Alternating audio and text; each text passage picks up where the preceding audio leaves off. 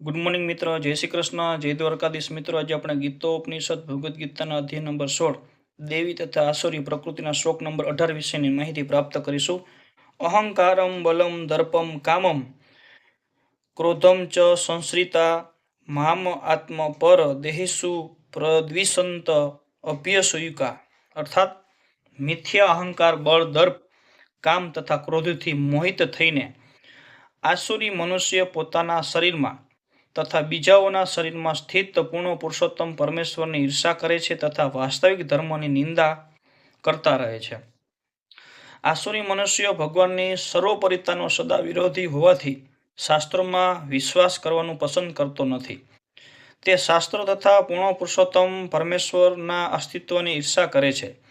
આ ઈર્ષા તેની કહેવાતી પ્રતિષ્ઠા અને ધન તથા શક્તિના સંગ્રહના લીધે ઉત્પન્ન થાય છે।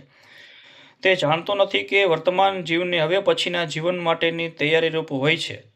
આ જાણ્યા વિના તે વસ્તુહ પોતાના પ્રતિ તથા અન્ય પ્રતિ પણ દ્વેષ કરે છે। તે અન્ય જીવોધારીઓની તથા ખુદ પોતાની હિંસા કરે છે। તે ભગવાનના સર્વોપરી નિયંત્રણની પરવા કરતો નથી, કારણ કે તેને જ્ઞાન હોતું નથી કે શાસ્ત્રો તથા પરમેશ્વરની ઈર્ષા કરવાને કારણે ઈશ્વરના અસ્તિત્વની વિરુદ્ધ તે ખોટી દલીલો રજૂ કરે છે અને શાસ્ત્રોના પ્રમાણને માનતો નથી। તે દરેક કાર્યમાં પોતાને સ્વતંત્ર તથા શક્તિશાળી માને છે। તે વિચારતો હોય છે કે શક્તિ, બળ કે સંપત્તિમાં તેનો કોઈ જ બરોબરીઓ નહીં હોવાથી તે ગમે તેવું કામ કરે તોય તે રોકી શકે નહીં। જો તેનો કોઈ શત્રુ તેને ઇન્દ્રિય ભોગના કાર્યોમાં આગળ વધાવી રોકે તો પોતાની શક્તિથી શત્રુને તોડી પાડવાની યોજના કરે છે।